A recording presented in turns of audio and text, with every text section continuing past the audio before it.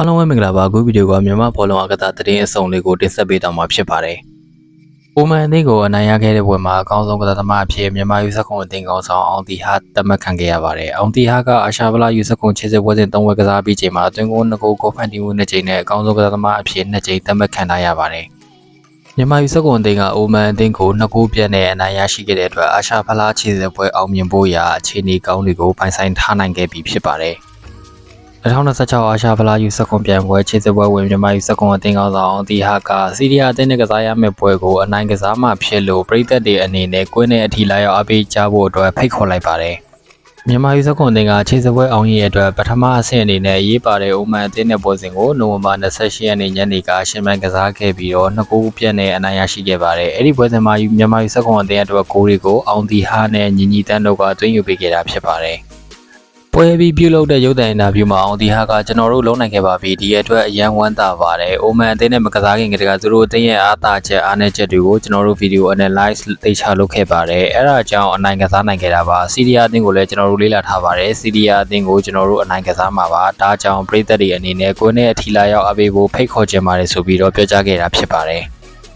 ်အုပ်စုထိပ်ဆုံးရည်တည်မှုရအသင်းတစ်သင်းနဲ့သာခြေတဝဲအောင်မြင်မှာဖြစ်ပြီးတော့လက်ရှိမှာမြန်မာယူဆက်ခွန်အသင်းက3ပွဲကစားပြီးချိန်မှာ3ပွဲနိုင်ရမှတ်9မှတ်နဲ့ထိပ်ဆုံးကနေဦးဆောင်နေပါတယ်။မြန်မာအသင်းရဲ့အောက်မှာအိုမန်နဲ့စီးရီးယားအသင်းတွေကရမှတ်6မှတ်စီနဲ့အဆင့်2နဲ့3နေရာမှာရပ်တည်နေပါတယ်။မြန်မာယူဆက်ခွန်အသင်းကအုပ်စုတရေဆုံးဖြတ်ဖြစ်နိုဝင်ဘာ30ရက်နေ့ညနေ4နာရီမှာစီးရီးယားအသင်းနဲ့ကစားသွားမှာဖြစ်ပါတယ်။မြန်မာနိုင်ငံဘောလုံးဖွဲ့ချုပ်ကမြန်မာယူဆက်ခွန်အသင်းရဲ့ပွဲစဉ်တွေကိုပြည်သက်တွေအတွက်ကွင်းဝင်ကြီးအခမဲ့သတ်မှတ်ပေးထားပါတယ်။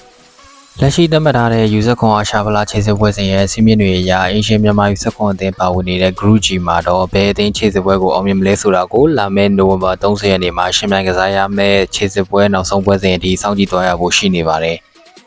အင်ရှင်မြန်မာယူဆက်ခွန်အသင်းအနေနဲ့ခြေစစ်ပွဲတတိယမြောက်ပွဲစဉ်အဖြစ်ရှင်ပြိုင်ကစားခဲ့တဲ့အိုမန်အသင်းနဲ့ပွဲစဉ်မှာ2ဂိုးပြတ်အနိုင်ရရှိခဲ့ပြီးတဲ့နောက်မှာဒီအုပ်စုမှာရမှတ်9မှတ်ရရှိထားပြီးတော့လက်ရှိမှာအုပ်စုနောက်ဆုံးပွဲစဉ်မတိုင်မီအိုမန်နဲ့စီးရီးယားအသင်းတို့ကိုရမှတ်3မှတ်ဖြတ်ပြီးတော့ဦးဆောင်နေတာဖြစ်ပါတယ်။လက်ရှိအနေအထားအရမြန်မာအသင်းအနေနဲ့ဒီအုပ်စုမှာခြေစစ်ပွဲအောင်မြင်ဖို့အခွင့်အလမ်းအကောင်းဆုံးအနေအထားမှာရှိနေတယ်ဆိုပေမဲ့ပြိုင်ပွဲရဲ့စီးမြင့်တွေအရခြေစစ်ပွဲအုပ်စုနောက်ဆုံးပွဲစဉ်အထိအိုမန်နဲ့စီးရီးယားအသင်းတို့မှလည်းခြေစစ်ပွဲအောင်မြင်ဖို့ရှိနေကြတာဖြစ်ပါတယ်။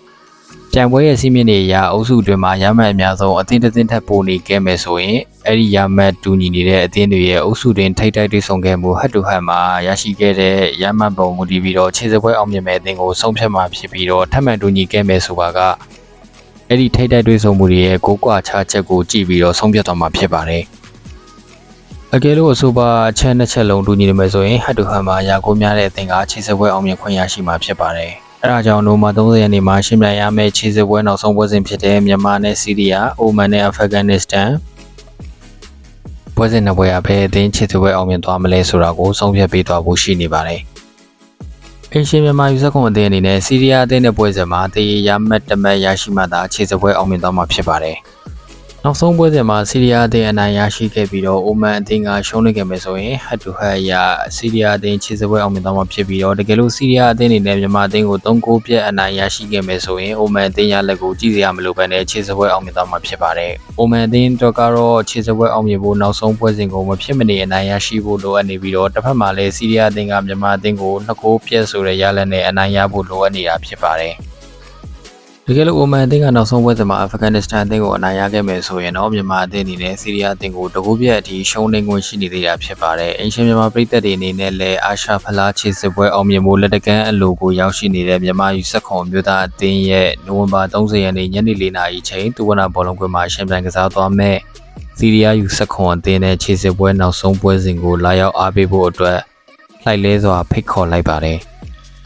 ဘောလုံးအကစားတင်ဆက်မှုတွေကို channel တက်တယ်ဆိုရင်တော့ subscribe like and comment တွေပြုလုပ်သွားပေးကြပါနောက်ထပ်ဘောလုံးအကစားတင်ဆက်မှုတွေမှာပြန်လည်ဆုံတွေ့ကြပါမယ်အားလုံးကျေးဇူးအများကြီးတင်ပါတယ်